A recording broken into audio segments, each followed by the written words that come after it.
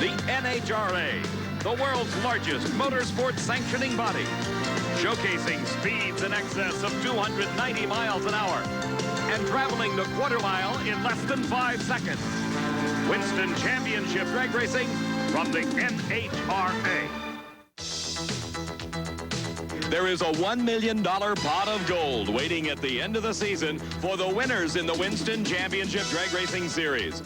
A total of 19 races at tracks across the United States and Canada challenge the world's best drag racers. The last event in the NHRA Winston Series was the second annual GLIDDEN Supernationals at the world's quickest and fastest racetrack, Houston Raceway Park. There, the Top Fuel Championship was a showdown between the reigning Winston champ, Joe Amato, and the man that had won the season-opening Winter Nationals, Gary Ormsby.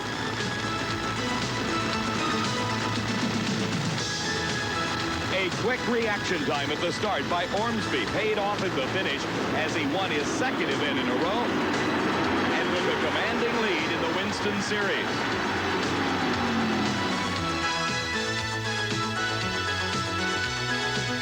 The points leader in funny car, Bruce Larson, had a shot at 2 wins in a row. He met 25-year-old Scott Coletta in the Supernationals finals. Coletta got very close to the outside guardrail, but Larson had engine problems near the finish line, which allowed Coletta to win his first ever NHRA championship. But the runner-up finish by Larson kept him in the Winston points lead. One driver has dominated pro stock racing for the past 5 years. Bob Glidden, not noted for early season wins, surprised everyone by a big victory at Pomona. At Houston, Glidden raced Morris Johnson Jr. for a chance at consecutive wins.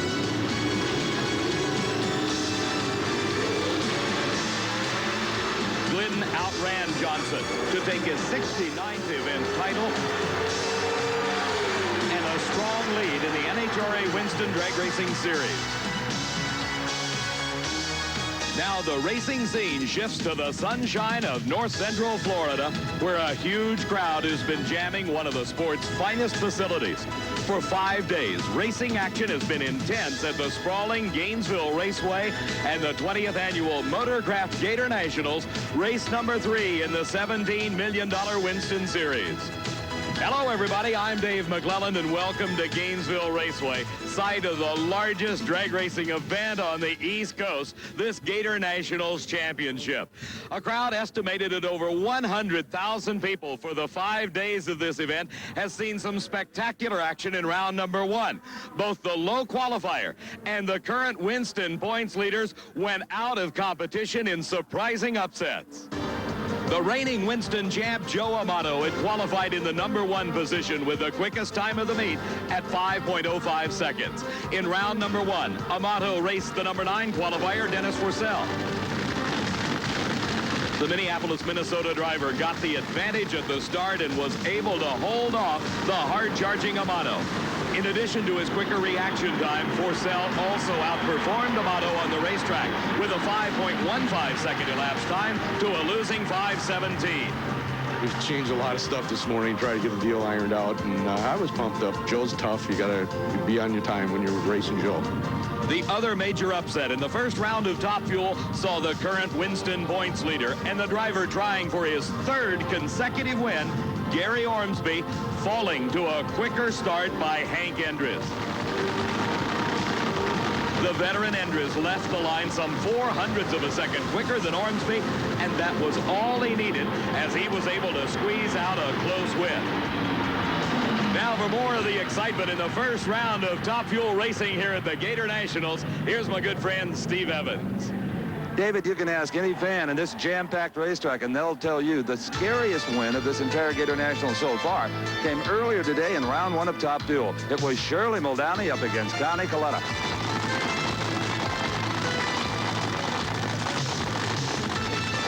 Right off the starting line, Shirley's engine broke a connecting rod. It was still pulling, so she stayed with it. Then it caught on fire. The lady still wouldn't give up. Then it was sliding around in its own oil. Shirley stayed with it and won the race.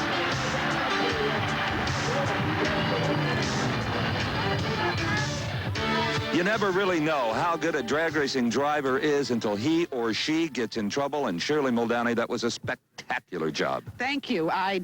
It didn't lay down on me or anything. I didn't know I had a problem until I pulled the chutes and they were gone. Speaking of the, there, I don't think. Exactly, and you can see looking at the back of the chute packs, they are burned off. The tires were a worry as far as I was concerned. They could have burned off. Yeah, well, I've seen that happen. I think we lost an oil line or something. There's nothing out of the motor. I don't really know what happened, Steve, but we won. That's good enough. Indeed. Again, tremendous job. Thank you. Boy, you can tell Shirley Muldowney still thrives on the excitement of this sport. And you talk about excitement. Here's a bunch of people that know where to find it. They have surrounded the talk of pro stock, the Glidden family, Bob and Etta, the sons, the daughters-in-law, even the grandson, Brandon. And they have demolished pro stock so far this year. As you all know, they've already won 9 Winston championships. Well, listen to the '89 record. They won the opening Winter Nationals. They moved on to Houston, Texas. They won the Super Nationals. Here in Gainesville, Bob was the low qualifier and already has survived round number 1. If he wins here today, it will be his 70th NHRA championship, probably en route to a 10th Winston title. But right now, it's time to smoke the tires. The second round of Funny Cars are ready. Steve, that pro stock action will be coming up just a little bit later on today, and we definitely will be watching the continuing saga of the Glidden family. Right now it's round number 2 of Funny Car Eliminator, and Mark Oswald at the wheel of the Motorcraft Ford Probe, the team of Candies and Hughes from South Louisiana, racing against the California-based team of Hendy and Worsham. Art Hendy is the driver. Both cars backing up after their long, smoky burnouts. The lane choice here goes to Mark Oswald as a result of his first round victory over Steve Byrne. The choice of lanes goes to the driver who has the quicker elapsed time in the previous round. In this case, it was Oswald, much quicker in round 1 than was Art Hendy. Here you get a good look at the super sleek aerodynamic styling of that Ford Probe of Mark Oswald. The 1984 Winston champion, Oswald, qualified in the number 3 spot. Art Hendy, a former boat racer, qualified in the number 7 spot with a 5.40 second elapsed time. Now, Hendy and Oswald racing in round number 2 competition at the Motorcraft GATORNATIONALS. A tremendous start for both drivers. A close race. Art Hendy has squeaked by Mark Oswald in an upset victory. Art Hendy with a 5.45 second elapsed time, a speed of 270 miles an hour. Defeats Mark Oswald with an advantage at the start. And you see right here the very slight advantage that Hendy had. He held on to throughout the entire quarter-mile racing distance, and at the finish line, Hendy by just inches was the victor. Well, Dave, it's moments like this that we enjoy so much down here at the far end to see a totally unsponsored racer like Art Hendy, only a few months into the Nitro Wars, defeat one of the, well, the all-time favorite funny cars in this sport. Congratulations. Hey, thanks a lot, Steve. What did it look like from the cockpit? Oh, hey, he was right alongside me the whole way. Shook a little bit, he pulled ahead, and then I started pulling on him. We were right there neck and neck the whole way. You nipped him just a little bit off the starting line, and that probably made the difference. Well, you know, anytime you defeat somebody like that, you've done something, let me tell you. You know, this is your old alcohol car. It's even your old alcohol motor with a lot of changes. Right. We don't have a lot of money. We need some of those big sponsors. Come on, guys, help us. Well, you've already made some money today, and you may make more. See you in the semi. Yeah, no, thank you, Steve. Thank you. Art Hendy savoring the elation of victory as the crew comes to congratulate the victor over Mark Oswald. The 1989 NHRA Motorcraft GATORNATIONALS is being brought to you by Motorcraft. Get the peace of mind of doing it right with the right parts. Motorcraft, quality parts. And by Goodyear Eagle Tires. Goodyear, because there really is a difference. More funny car action in round number 2 at the GATORNATIONALS coming up next.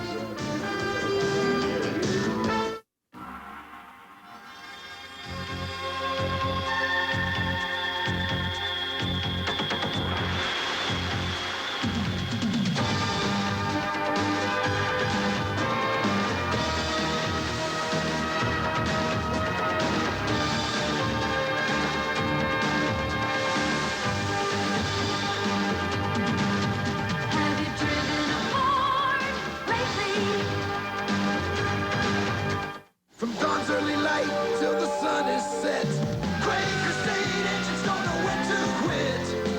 Quaker State exceeds every single car maker's U.S. requirements for maximum engine protection. That's why in Atlanta, Georgia, the engine in every fire truck, every police car, every Atlanta city-owned vehicle is a Quaker State engine. The big Q stands for quality. Always has, always will. Over its life, a Motorcraft battery delivers enough energy to light up a small park, like Candlestick Park. Shouldn't you install that peace of mind? Motorcraft quality parts from Ford. A Motorcraft spark plug has to fire 500 times a minute. Over its life, that's a spark 5 miles long. Shouldn't you install that peace of mind? Motorcraft quality parts from Ford.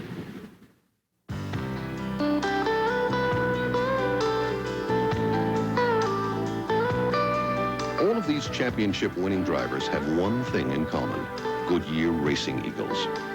The race-winning technology that's found in the Goodyear Racing Eagles can also be found in the Goodyear Eagle line of high-performance street radials, the best-selling performance tires in the world. Goodyear Eagles, for the spirit of a champion that's in all of us.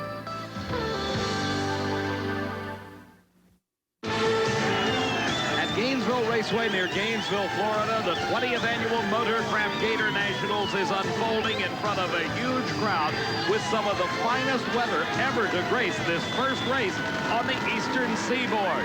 This is Ed McCulloch, driver of the Miller High Life Oldsmobile out of the San Jacinto, California-based team of Larry Minor. His competition, R.C. Sherman from Frederick, Maryland, his body style, a Pontiac Sunbird. After more than 2 decades at this sport, this is one of the finest showings ever for R.C. Sherman. He qualified in the number 9 spot, not an enviable position to be in, because that means in round number 1 of competition, you have to race the number 1 qualifier. In this case, R.C. Sherman beat Mike Dunn. Ed McCulloch qualified number 5 with a fine 5:39 elapsed time, and in his first round race was matched against the most recent winner on the NHRA Winston Championship Trail, that is Scott Coletta. It was at Houston and the France Supernationals that Coletta won his first ever title. He was in the near lane in this first round competition, McCulloch in the far lane. Close race to the finish line, but McCulloch was the victor and advanced into round number 2, where he now faces R.C. Sherman. 11 times in his career, Ed McCulloch has visited the winner's circle at an NHRA national event. R.C. Sherman has yet to knock his first victory. Both cars set. And up in smoke, loss of traction for R.C. Sherman. McCulloch just coasts through as he has some mechanical problems, but McCulloch is the winner and advances into the semifinals of Funny Car Eliminator. His time a very slow 6.47 seconds. He is very vulnerable to losing lane choice in the semifinals. Our next pair features the 4-time and reigning Winston champion, the Budweiser King, Kenny Bernstein. The Buick Reatta-bodied car is racing against the Oldsmobile of Bruce Larson, the hottest driver on the circuit this season.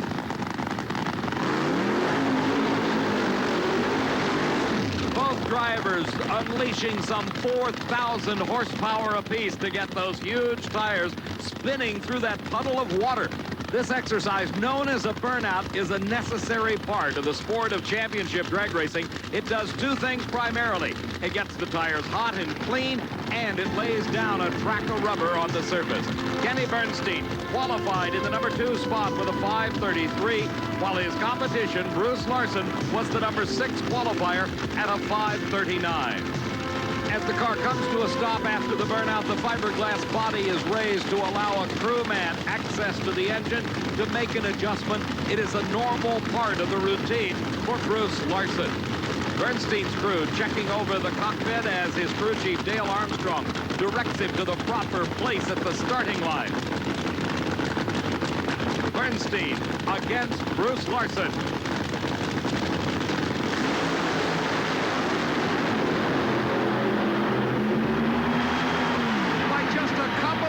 Bruce Larson has upset Kenny Bernstein with a 5.33 second elapsed time. His speed, 273 miles an hour. A tremendous race from start to finish. You can see a slight advantage for Bernstein at the start, some 600ths of a second to be exact, but almost instantly it was made up by Bruce Larson. As you can see in this replay, Larson started his charge for the finish line and pulled ahead of Bernstein and stayed there. All I can say is 5:33. All right, we're right back on track again. And you haven't hurt the engine. You've had a lot of motor problems. Yeah, and this time it didn't. Have you found something? Yeah, we're just kind of creeping up on it. We started out soft this morning, and it looked real good, so we turned it back up the way it should run. You know, I saw Kenny Bernstein this morning when I first pulled into the gate, and he said, Bruce Larson, that's the guy I've got to beat. He was looking ahead to you. The tables have turned a little bit, but you never can count him out. He's good, too. Oh, indeed. Great victory. Thanks a lot. Seldom do you see Bruce Larson without a smile on his face, and he is definitely happy at this moment. So is this huge crowd as they are enjoying some tremendous competition in funny car racing, as was evidenced by that Bernstein and Larson race. Our next pair on the track after their burnouts, Chuck Etchells and Whit Bazemore, the final two cars in round number 2. Now let's go back to the far end of the racetrack, where Steve Evans is with Kenny Bernstein. Well, Kenny, a good close race. You knew that Bruce Larson was going to be the toughest opponent on your side of the ladder. Oh, yeah, no doubt about it. He's done a great job the first 3 races, so, yeah, that's the way it goes. There's a lot of races in this season, though. Oh, there is, but, you know, he's going away, so what can I say? You can say that Bruce Larson is making a lot of Winston points, David. You're exactly right, Steve, and Kenny Bernstein knows how it's done. Over the years, he's done the same thing to the competition with a strong early season start. The crew checking under the Ted Combas car, driven by Whit Bazemore.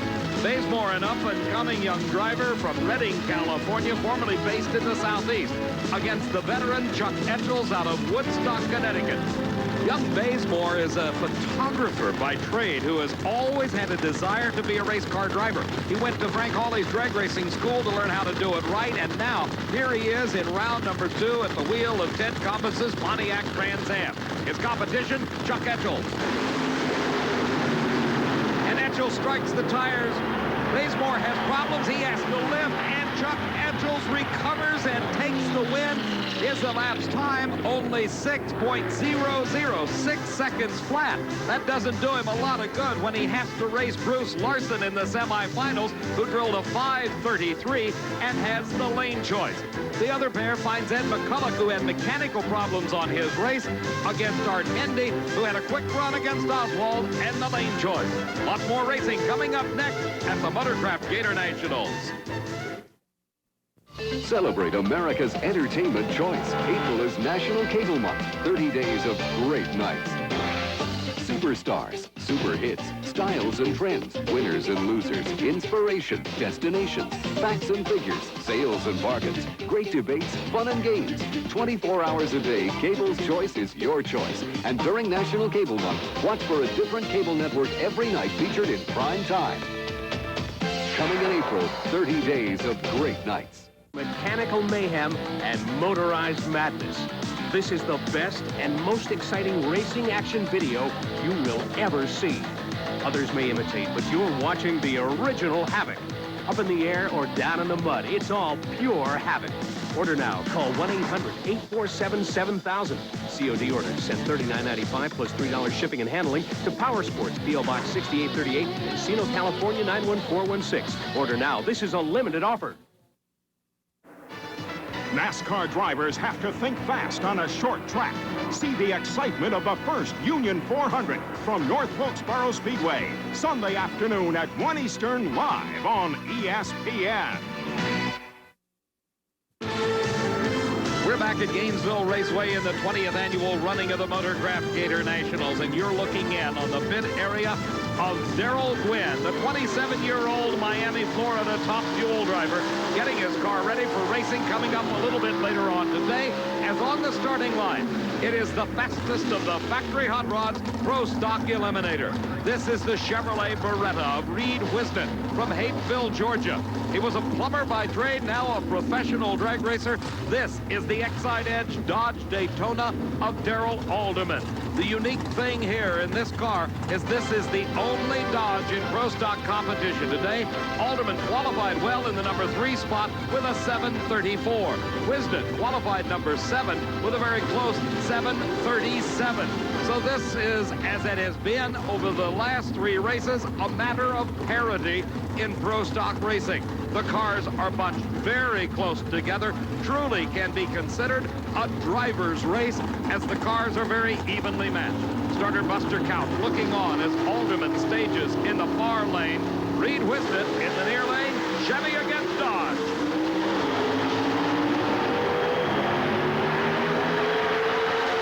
And the Dodge prevails. Darrell Alderman with a 7.35 second elapsed time, 186 miles an hour, nearly matching his qualifying performance here in the heat of the day on race day.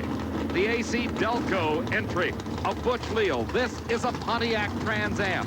His competition is Frank Iaconio, driving the Super Shop Special in also a Pontiac Trans Am. Iaconio was runner-up to Bob Glidden earlier this season at the Winter Nationals. Now let's go to the far end. Steve Evans and Darrell Alderman. Look at that grin, Dave. Chrysler fans have waited so long for a hero in Pro Stock, and Darrell, you're at a 7:35. 7:35. I didn't think it went that fast. Indeed it did. And this is not a Hemi. Let's clear that right up. No, it's a B1. Big wedge B1 motor. wedge motor, yeah. And a lot of development has gone into it. A full year of it. They worked their butts off trying to make power. I'll let you get back to the bits. Okay, thank you, Steve. And make power it does. It has put Darrell Alderman into the semifinals of Pro Stock Eliminator. Now Frank Iaconio gets set. The Flanders, New Jersey-based driver, qualified in the number 4 spot with a 7:35. His competition from Blacklick, Ohio, Butch Leal, was the number 8 qualifier with a 7:37. Only a couple of hundred separating these 2 cars in their performance potential. How will the drivers respond to the green light? Iaconio has a slight advantage. A handful for both drivers, and Iaconio by a car length takes the victory. 7.42 second elapsed time. His speed 186 miles an hour. Liquid dynamite nitromethane being put in the tank by Ed McCulloch. More racing coming up from the Gator Nationals. If you're looking for a rotor or a windshield wiper motor, yeah, you'll find it at CarQuest. If you got the smarts, then it's the place for parts. Yeah, you'll find it at CarQuest. Why run around town when they've got it all down at CarQuest? Take it from Roy Clark and the repairmen. If it's a really tough part, then don't lose heart. Yeah, you'll find it at CarQuest.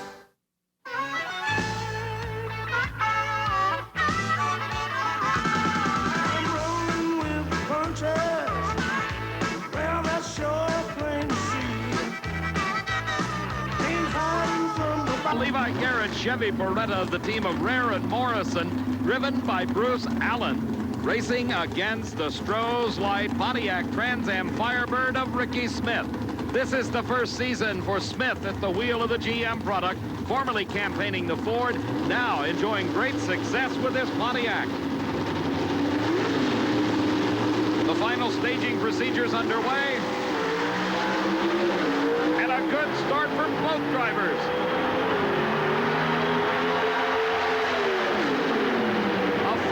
Advantage of less than a car length. The margin of victory for Bruce Allen, 7.37 seconds. His speed, 187 miles an hour. This is Bob Glidden, the Motorcraft Ford Probe, carrying our onboard camera. This is another round in the continuing war between Bob Glidden and Warren Johnson. These 2 drivers have battled on racetracks throughout the United States and Canada, and more often than not, Warren Johnson has not been the victor. But here he hopes to reverse that trend. Warren Johnson, the driver of the AC Delco Oldsmobile. For Bob Glidden, another milestone is in sight in his career. Earlier, Steve Evans talked with him. Did you ever think you'd get to the point where I would be saying to you, Bob, you could get win number 70 today? Well, not years ago now. Maybe last week we thought that, Steve, but no, really that was not even a thought in any way. Are there milestones anymore for you? Well, every race is a milestone for us. Right now, it would be a milestone to win at Gainesville. You know, that rarely happens for us. It has only happened twice in Bob Glidden's career, in 1975 and again in 1979. It has been a 10-year absence from the winner's circle at the Gator Nationals for Bob Glidden. Warren Johnson visited there back in 1985. Bob Glidden in the far lane. Warren Johnson in the near lane. You're riding in the Motorcraft Ford Probe. Glidden in high gear pulls ahead of Warren Johnson and takes the win. Glidden, his elapsed time, 7:34. Warren Johnson, a 7:42. And we look again, an instant replay, you can see the huge advantage off the starting line that was gained by Warren Johnson. The difference between the two drivers was nearly 0.06 of a second to Johnson's benefit, but it was the power of the Ford of Bob Glidden that paid off at the finish line. Nearly 2 miles an hour faster as he crossed the mark at the end of the track. Glidden advances into the semifinals to race the surprising Darrell Alderman in the Dodge. Glidden has the choice of lanes. The other pair in the semifinals finds the defending Gator Nationals champion Bruce Allen against Frank Iaconio, with Allen having lane choice. In Art Hendy's pit area, the normal maintenance work going on between rounds, getting his funny car ready to race Ed McCulloch. More action coming up shortly from the 20th annual Motorcraft Gator. Say hi to Frank Iaconio Jr. He's enjoying himself at the Motorcraft Gator Nationals. So's his dad. He takes his Pontiac to the starting line against the defending champion Bruce Allen in Pro Stock semifinals. Right now, though, we're in the semifinal round of Top Fuel Eliminator. This is the quickest and fastest driver in the sport, Eddie Hill, at the wheel of the Super Shop Special. This car is 3 years old. He resurrected it after his devastating crash at the Winter Nationals earlier this year. Eddie Hill, in round number 2 racing earlier today, raced Shirley Muldowney. You'll remember her fiery victory over Connie Coletta in the first round of racing. But a little later in the day, in round number 2, Hill had the choice of lanes over Muldowney, driving that bright pink Performance Automotive Wholesale Special. Hill had a great start. He extended his lead and took the victory, which moved him into the semifinals to race against Hank Endres from Pennsville, New Jersey. In round number 2, racing earlier, Endres was matched against Dick LaHaye from Lansing, Michigan. The 1987 Winston champion was in the near lane against the brand new car of Jeff and Susan Bernstein, driven by Endres. The Miller High Life Special of LaHaye went up in smoke. So did Endres, but Endres recovered and crossed the finish line first, but it was an expensive win that put him into the semifinals. Earlier, Steve stopped by the pit area and found out why.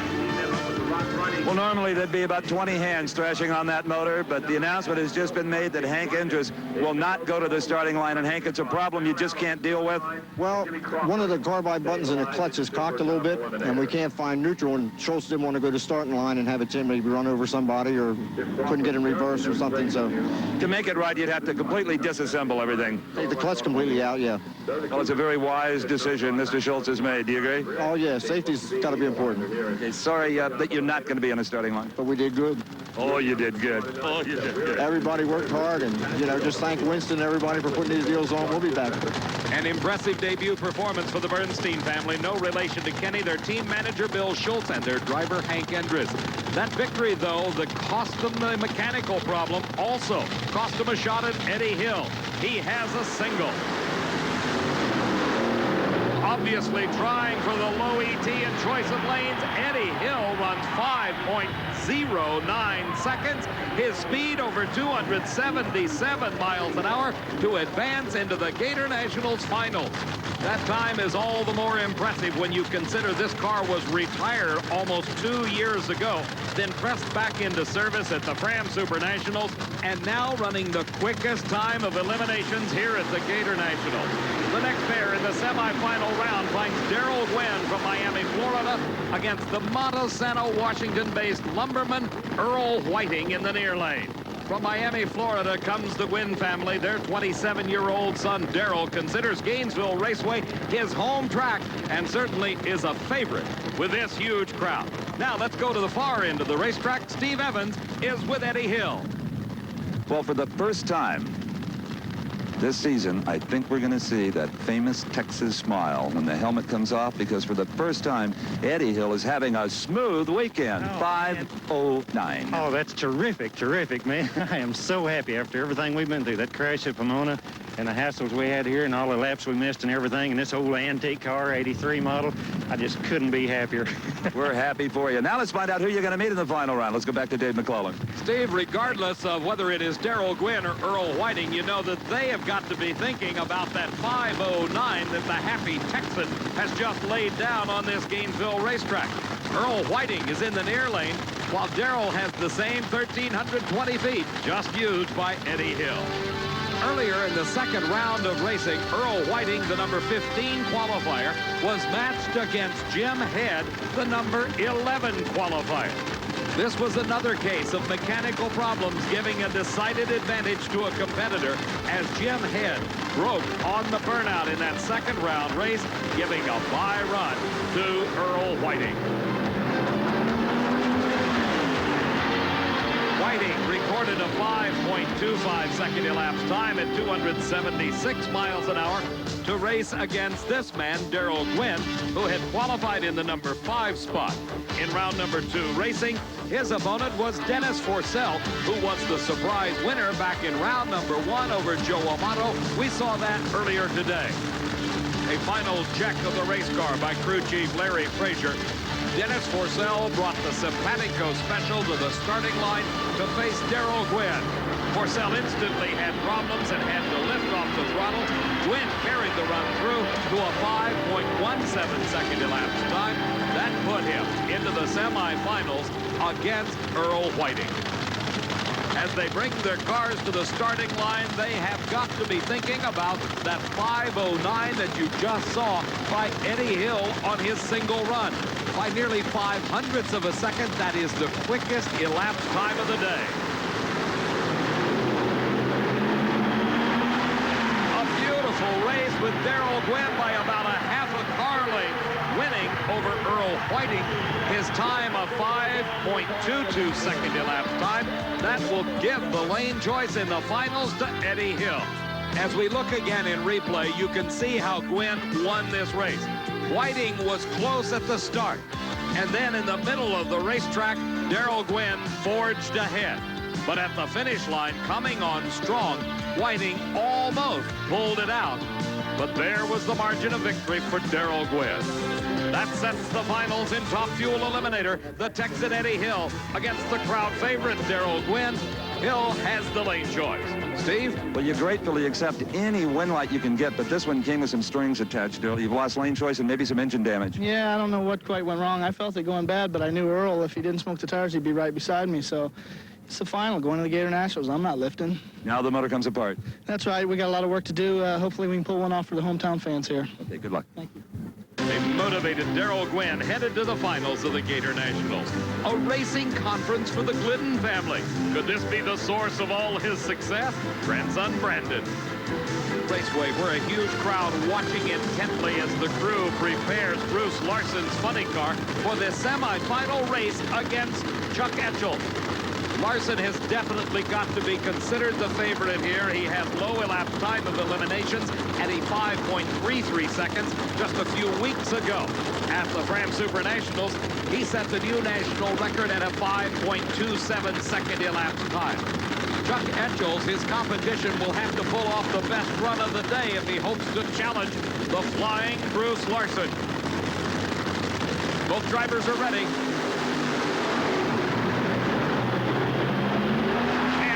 Again, Bruce Larson just annihilates the competition. Etchels, with some engine problems, slowed him at the three-quarter point on the racetrack, but Larson already had built up a huge advantage and even quicker at 5.31 second elapsed time. His speed 275 miles an hour. For the third race in a row, Bruce Larson is in the finals of an NHRA national event. Art Hendy, former boat racer, former alcohol funny car racer, now enjoying the finest day of his career in the professional categories as he is racing against Ed McCulloch in the semifinals. In his 11 career victories, McCulloch has been a Gator Nationals champion twice. in 1972 and again back in 1986. Now let's go to the far end and Steve. For the third consecutive race, this man, Bruce Larson, goes into the final round. That is a nice ring to it, doesn't it? Oh, it feels great, Steve.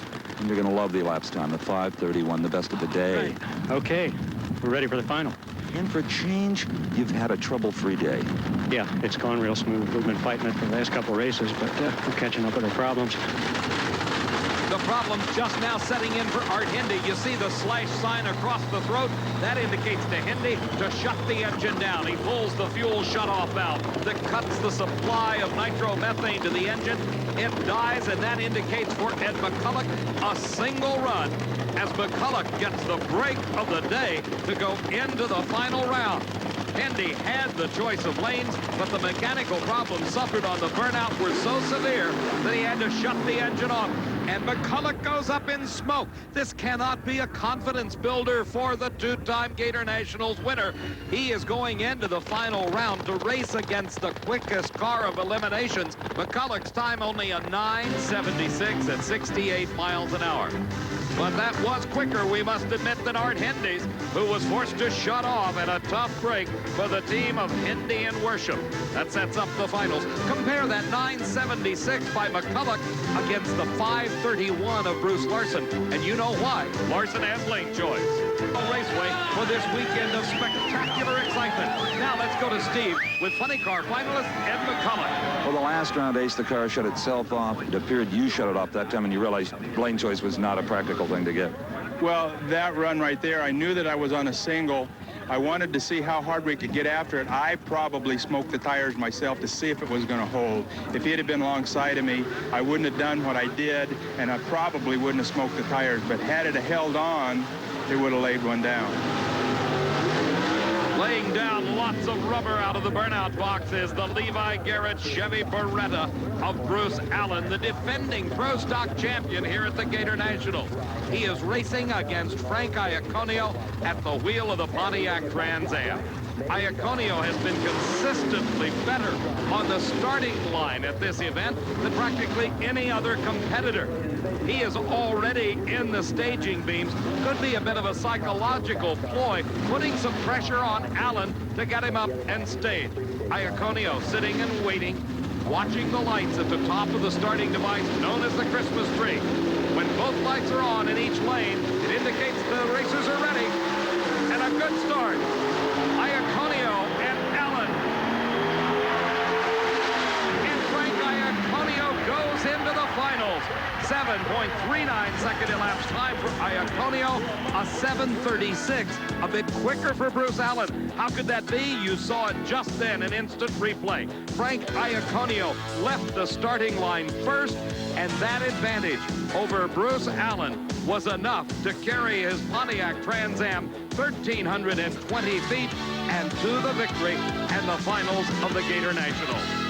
Frank Iaconio takes a big, deep breath, as we all are. What a drag race. Yeah, Steve, I knew I had to push it a little bit against Bruce because he had lane choice, plus he was running a little better than us, and I pushed the tree a little bit, and I guess I got away with it. You did. Your 39 defeated his 36. Yeah, I guess so. Great driving. Thanks, Steve. The final pair in this semifinal round of Pro Stock, the surprising dodge of Darrell Alderman against the best in Pro Stock, Bob Glidden. Glidden and his Ford Probe in the pre-stage beam. Alderman sitting in the pre-stage light, neither driver pulling ahead that 6 to 7 inches. Now Glidden makes a move. Alderman pulls forward and he is staged. The engine's up to around 9,000 and they're off the starting line. Alderman has the advantage at the start, and look at the finish line. Darrell Alderman into the finals. What an upset. Darrell Alderman, 7.38 seconds. This race was won on the starting line. Let's watch again. Darrell Alderman in the near lane. You see the advantage he gained over Bob Glidden. The quicker reaction times for Alderman carried him to nearly a car-length lead at mid-course. And that was nearly the margin of victory when they hit the finish line a quarter of a mile away. What an upset. Darrell Alderman beats Bob Glidden in the semifinals. That sets up the Gator Nationals Pro Stock Finals between Alderman and Iaconio two drivers with superlative reaction time. This has got to be the greatest moment for Dodge fans and Dodge racers in the last 15, 20 years. And Darrell Alderman, too, because that's the first time I've ever beat him. What was going on in the starting line? Nobody wanted to stage a little game, maybe? Well, you know, you make up your mind whether you want to go in first or last, and you got to stick with it. If both guys want to be last, that's what happens. That's when Buster comes in, and he can make it hard on you. Well, you did indeed leave on him by a few hundredths of a second. Identical 738s. What a job. Thank you. You got a tough final coming up, Iaconia? Sure. Frank won the last round. He's tough. You've got lane choice. That's better. Okay. Darrell Alderman, I think he's still a little stunned. Steve, if you think Darrell's stunned, how do you think Bob Glidden feels? Well, Eddie Hill's feeling happy. You saw the smile on his face after that 5:09. His crew chief, Fuzzy Carter, doing the work along with the rest of the crew to get that Top Fuel Dragster prepared for the final round, the race against Darrell Gwynn. We'll be right back to the Motorcraft Gator Nationals. If you're looking for a rotor or a windshield wiper motor, yeah, you'll find it at CarQuest. If you got the smarts, then it's the place for parts. Yeah, you'll find it at CarQuest. Why run around town when they've got it all down at CarQuest? Take it from Roy Clark and the repairmen. If it's a really tough part, then don't lose heart. Yeah, you'll find it at CarQuest. It's just a pure and natural beer for you. So icy cold, so crisp, so clear for you. The king of beer, so fresh, so true for you. You got the taste, this bud's for you. The nation's premier college seniors in the NBA's premier scouting event. America's top prospects show their stuff in the final game of the Orlando All-Star Classic. Saturday night, live on ESPN. The setting sun over Gainesville Raceway indicates it's time for the finals of our professional categories of competition. The Motorcraft Gator Nationals Pro Stock Finals finds Darrell Alderman at the wheel of the Dodge in the far lane against the Pontiac of Frank Iaconio. Alderman has the choice of lanes, and this truly is a battle of drivers' reaction times. The cars are almost equal in terms of performance, but these two superlative drivers have put on quite a show today. 6 times Frank Iaconio has been in the final round of a Gator Nationals. He has won it twice in 1978 and 1981. This is the first time ever in a Pro Stock final for Darrell Alderman.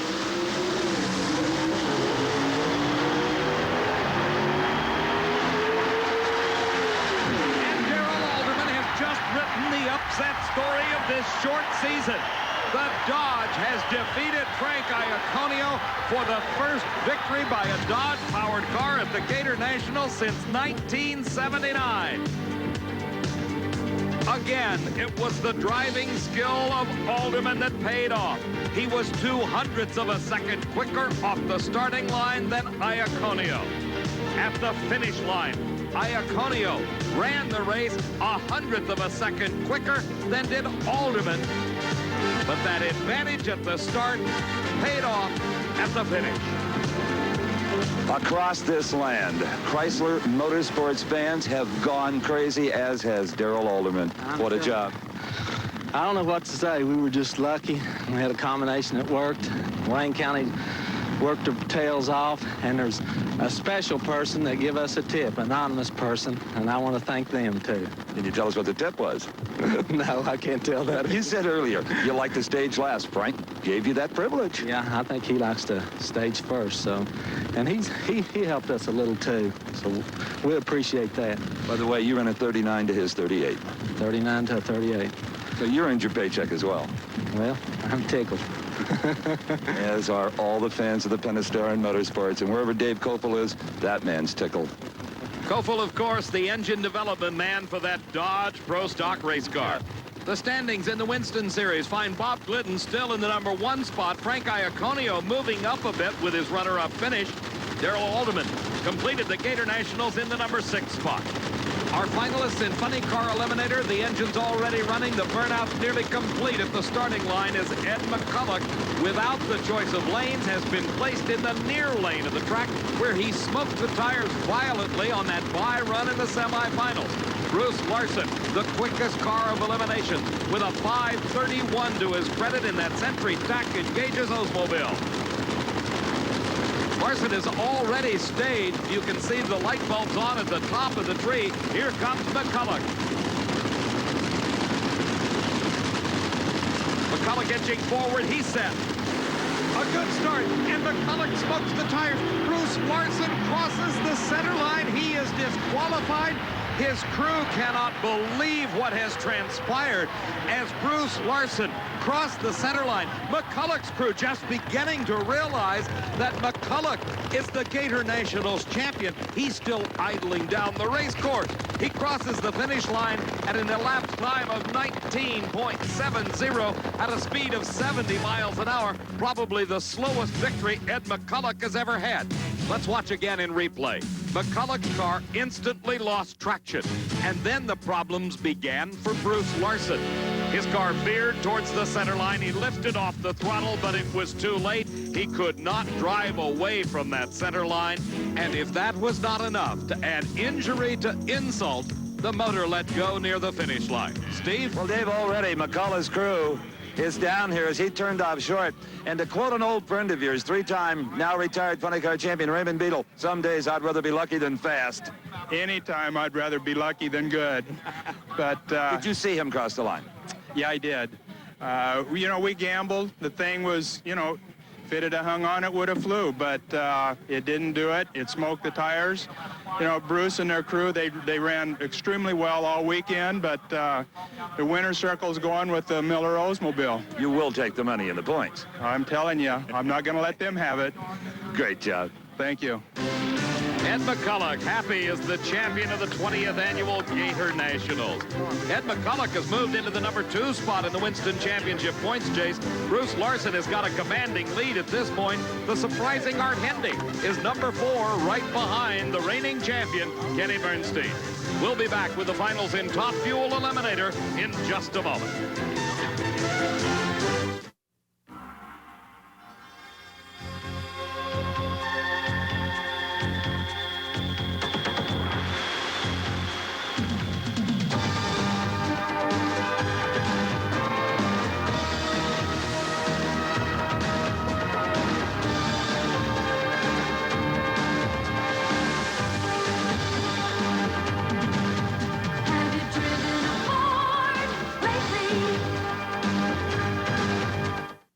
Over its life, a Motorcraft battery delivers enough energy to light up a small park, like Candlestick Park. Shouldn't you install that peace of mind?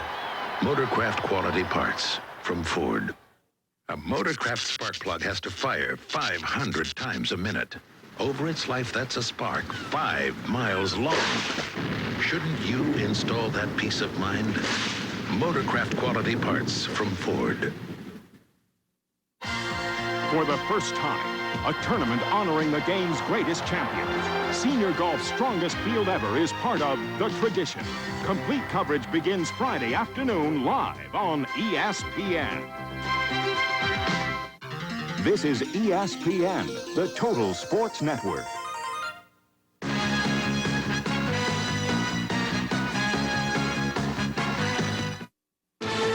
Lights are on at Gainesville Raceway as we ride with defending Top Fuel champion Eddie Hill.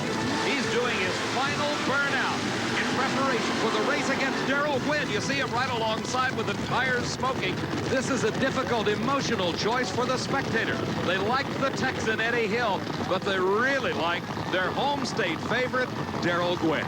Over 600 cars were in competition at this Gator Nationals. Earlier, Steve took a look at an entry and stock eliminator.